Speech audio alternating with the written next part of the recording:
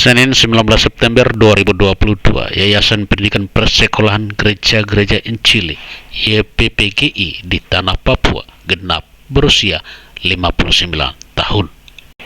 Usia tersebut merupakan sebuah usia dewasa di dalam penyelenggaraan pendidikan untuk memajukan sumber daya manusia (SDM) yang diawali di pedalaman pegunungan Papua pada 59 tahun silam. Atas usia tersebut, YPPGI Papua merangkaikan dalam sebuah ibadah syukur yang dilaksanakan di Hotel Horizon Sentani, Papua, Senin 19 September 2022, yang menghadirkan para pengurus yayasan, pembina yayasan, para pendidik, dan peserta didik di YPPGI di wilayah Sentani dan sekitarnya.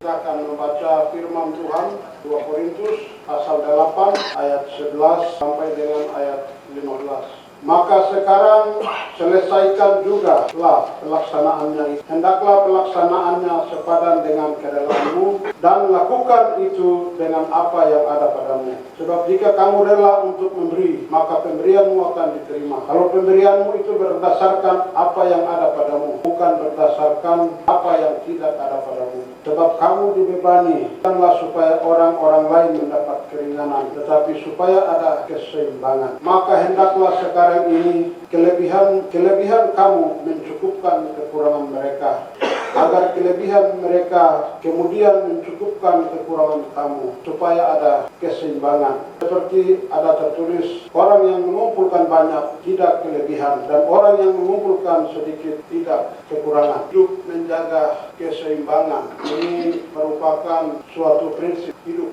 bagi engkau, bagi saya, sebagai orang-orang yang dipanggil, orang-orang yang dipilih untuk melakukan pekerjaan, tugas, dan tanggung jawab. Keseimbangan ini adalah hal yang paling mendasar dan paling penting dalam kehidupan ini. Tanpa keseimbangan hidup, orang akan berjalan timpang, berat ke kiri, bisa berat ke kanan. Dalam 59 tahun ini, kita telah lihat, dengan mata kita sudah lihat bagaimana para pelayan kita, para perintis kita memulai karya, memulai pengabdian mereka. Dengan telinga kita sendiri, kita sudah mendengar bahwa banyak cara-cara yang telah para pelayan, para guru-guru kita yang mengabdi, sejumlah narasi-narasi yang telah mereka sampaikan kepada kita, dan kemudian itu kita jadikan wejangan, kemudian itu kita jadikan hikmat, kemudian itu kita jadikan pegangan dalam menjalani layanan sebagai guru, sebagai pengurus lembaga dan pengurus yayasan.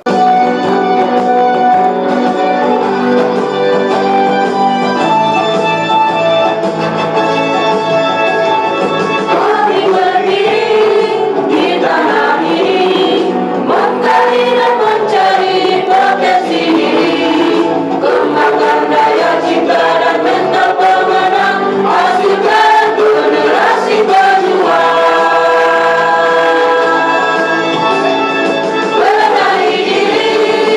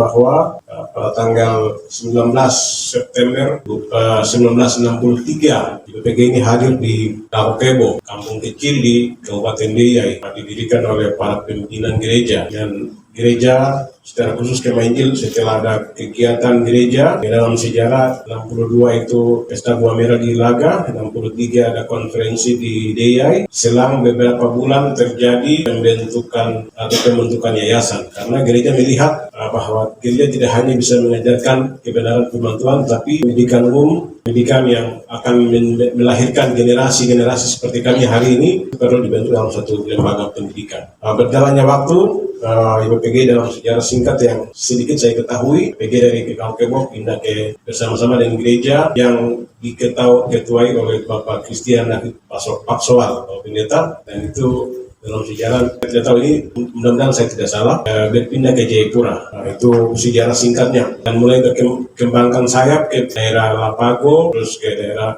pesisir dari Pago, Lapago, terus sekarang dia keluar sampai ke Papua Barat.